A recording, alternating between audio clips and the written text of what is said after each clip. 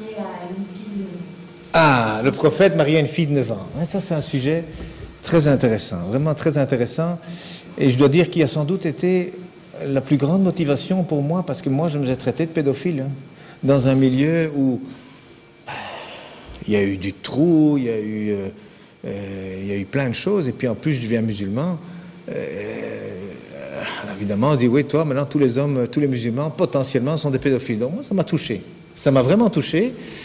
Et donc, j'ai cherché. Et puis, alors, oui, tous les détracteurs de l'islam, ils montrent toujours ce hadith Bukhari, en plus, hein, un des hadiths dans la collection qui a été rassemblée par Bukhari, et qui, en effet, alors la traduction, c'est vrai, Abu Bakr demande à sa fille, tiens, c'est quand exactement tu t'es marié? Elle dit, ben voilà, le mariage qui correspond à nos fiançailles chez nous. Donc la promesse au mariage s'était faite à 6 ans. Et le mariage, la consommation du mariage, lorsqu'elle a été habitée avec le prophète, s'est faite à 9 ans. Alors évidemment, on voit ce texte, on dit, et ces hadiths sont authentiques, et ces hadiths sont authentiques, et ces hadiths sont authentiques. Ils ont été racontés par. Il y a des biographies de chacun des narrateurs. Ils ont tous l'air d'être très crédibles. Donc c'est vrai que c'est embêtant. C'est embêtant.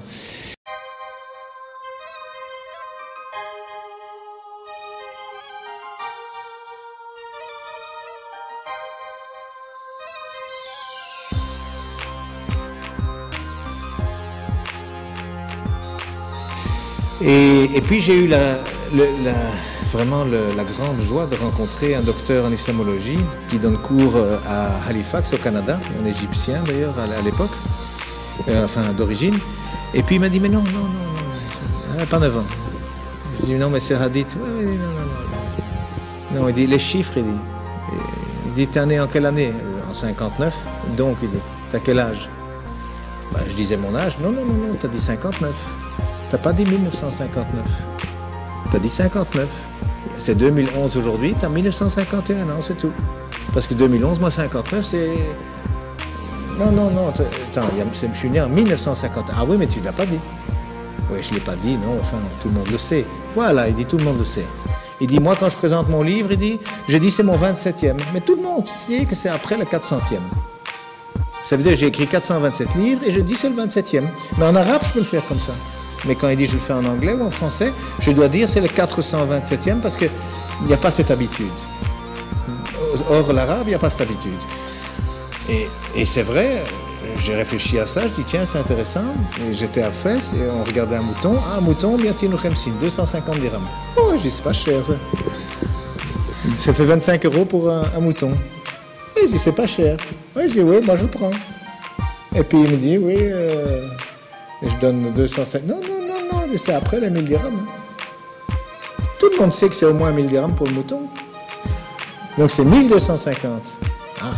Donc les Arabes, ils parlent après quelque chose.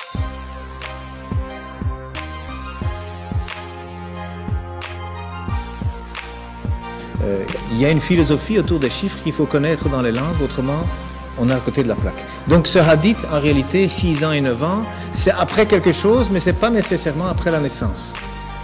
C'est ça ce que j'ai appris. J'ai vérifié ça avec des professeurs arabes, et tous ils m'ont dit la même chose. Oui, c'est pas sûr. 6 et 9, c'est après quelque chose dans le contexte.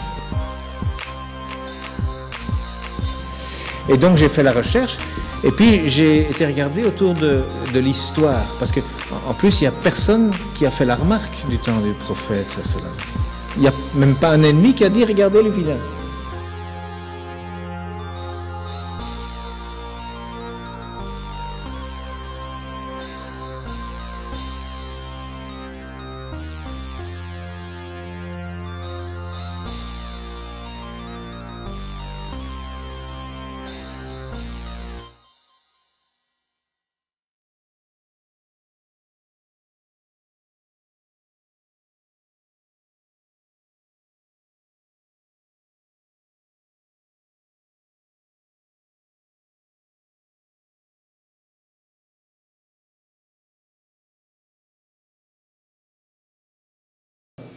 Alors qu'aujourd'hui, vous savez, il y a quelques années, je crois en 2008 ou en 2007, il y a un Marocain, hein, peut-être que certains savent ça, des Marocains, il y a un imam qui a fait une fatwa qui a dit oui, on peut se marier avec une fille de 9 ans. Mais ça a été le tollé au Maroc. Les avocats qui ont fait des procès, 3 jours après, plein d'oulémas ont dit non, nous on fait une nouvelle fatwa, 18 ans.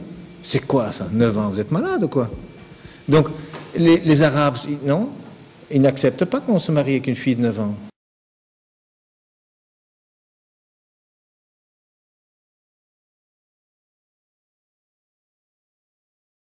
D'ailleurs, dans les écrits musulmans, une femme doit être au moins adulte physiquement.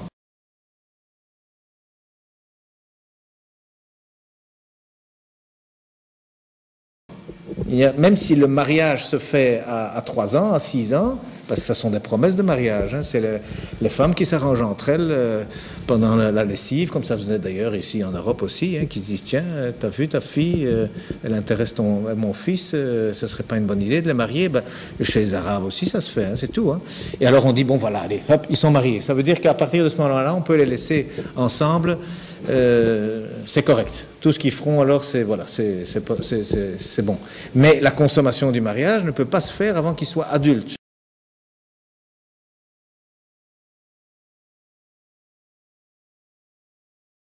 C'est-à-dire que ben, la femme, elle doit être physiquement adulte. Alors c'est vrai, il y a des mariages à 13, 14, 15 ans. Oui, enfin, il n'y a pas que dans les pays arabes. Hein, il y a...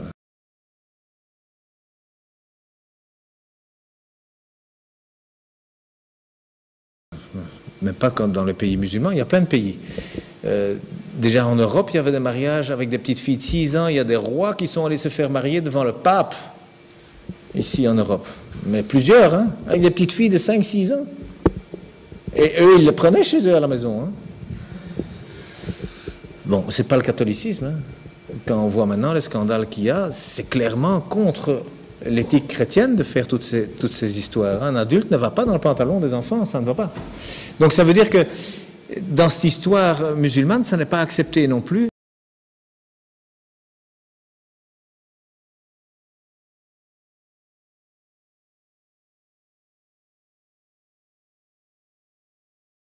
Et pourtant, il n'y a pas eu de critique. Pas un livre, rien. Pas un ami qui a dit au prophète, attention, qu'est-ce que tu fais? Attends, tu te rends compte, tu es l'exemple pour toute l'humanité jusqu'à l'éternité.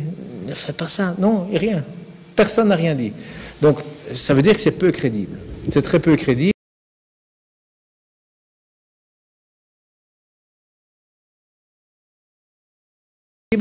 Et puis alors, finalement, je suis allé voir dans les livres d'histoire.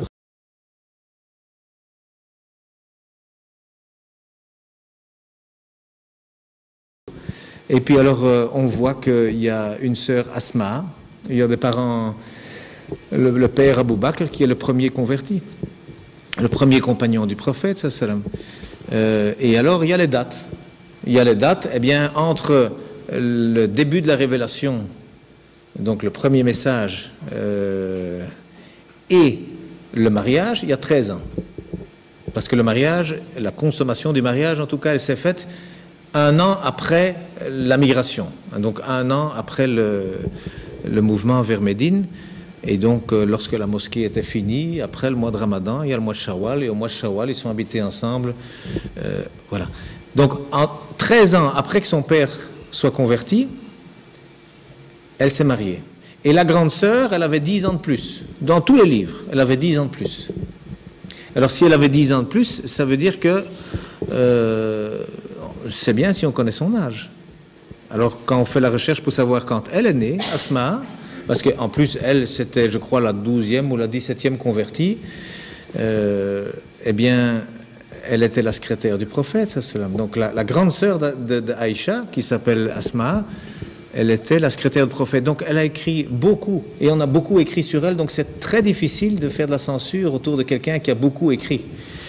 Et elle, on sait qu'elle est morte en 73, donc en 73, après la migration. Pourquoi? Ben parce que c'était la fin du règne plus ou moins islamique, et que c'est son fils, Abdallah ibn Zubir, qui a été tué, qui était le dernier dirigeant à la Mecque lorsqu'il a été tué. Et elle était aveugle à ce moment-là, et elle avait, disent tous les livres, 100 ans bien avancés. Alors si elle avait 100 ans bien avancés en 73, compte tenu qu'il n'y a pas d'an zéro, elle est née en moins 28. C'est pas compliqué, hein. C'est pas compliqué, elle est née en moins 28. Alors si elle est née en moins 28, ça veut dire qu'à l'Égir, elle avait 28 ans. Et donc un an après, elle avait 29 ans. Donc la grande sœur qui avait 10 ans de plus avait 29 ans quand sa petite sœur s'est mariée. 29 moins 10. Je ne sais pas s'il y a des mathématiciens ici, je ne sais pas si on a besoin d'une calculette. Mais ça fait 19, quoi. Hein.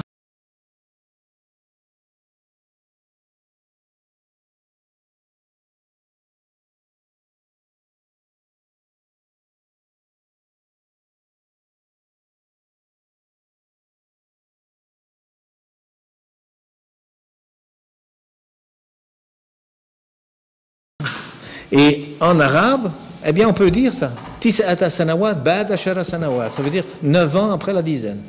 On peut dire ça. Mais quand le contexte on le connaît, il n'y a pas besoin de dire après la dizaine. Donc ce hadith, c'est un texte, mais encore une fois, on n'a pas le contexte.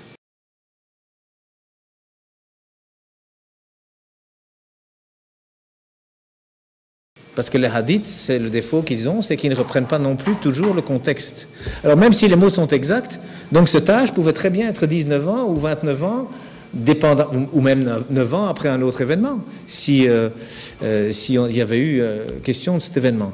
Ça veut dire que les preuves pour dire que cette fille avait 9 ans, mais moi je dis elles sont trop légères. Il n'y a pas d'accusation possible, il n'y a pas les preuves suffisantes.